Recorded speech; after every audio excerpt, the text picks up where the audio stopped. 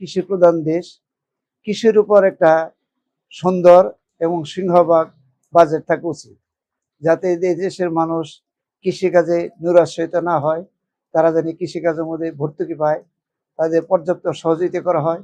এই জন্য কৃষির উপর একটা বড় ধরনের বাজেট থাকবে বলে আমি মনে করি এবং বর্তমান সরকারের প্রতি জোর দাবি জানাই। এরপর হলো আমাদের শিক্ষাই হলো জাতির মেরুদণ্ড। শিক্ষা যদি যে জাতির অগ্রসর নয়, সে জাতি কখনো অগ্রসর হতে পারে না।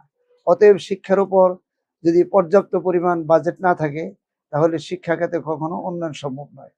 শিক্ষা খাতকে উন্নয়ন করার জন্য শিক্ষা খাতে পর্যাপ্ত বাজেট, অর্থাৎ বেশি বাজেট রাখার জন্য আমি সরকারের প্রতি উদাত্ত আহ্বান জানাইতেছি।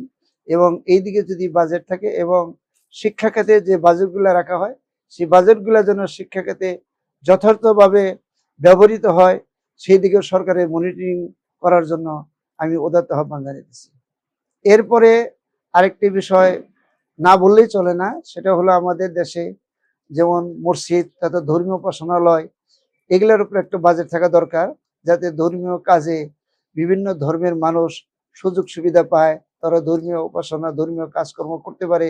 এই জন্য সরকারের পক্ষ থেকে একটা বাজেট অর্থাৎ সহযোগিতা থাকা দরকার। এবং আমি সরকারের প্রতি উদাত্ত আহ্বান জানাই যে এই বিষয়ে যেন সরকার বাহাদুর যেন সে গুরুত্ব অনুধাবন করে। যেমন চিকিৎসা, স্বাস্থ্য হলো সকল সুখের মূল। একটা মানুষের যদি স্বাস্থ্য ভালো না থাকে, তার কিছুই ভালো থাকে না। আমাদের দেশের মানুষ চিকিৎসার অভাবে, চিকিৎসা সেবার অভাবে দেশের মানুষ দেশ বিদেশে বিভিন্ন জায়গায় দৌড়াদৌড়ি ছুটাছুটি করে।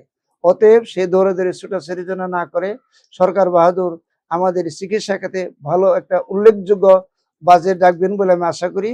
এবং সেই বাজেট যদি যথার্থ যদি আমাদের চিকিৎসা খাতে ব্যবহৃত হয়, তাহলে এই দেশের আপামর মানুষ বিভিন্ন জায়গায় ছোটাছুটি দৌড়াদৌড়ি তারা করবে না, এই দেশে সুন্দর একটি চিকিৎসা তারা পাবে বলে আমি আশা করি। এবং সরকারের প্রতি আমি জোর আহ্বান জানাই যে তারা ওই চিকিৎসা খাতে যেন তারা সুন্দর একটি বাজেট আমাদের জন্য উপহার দান করে।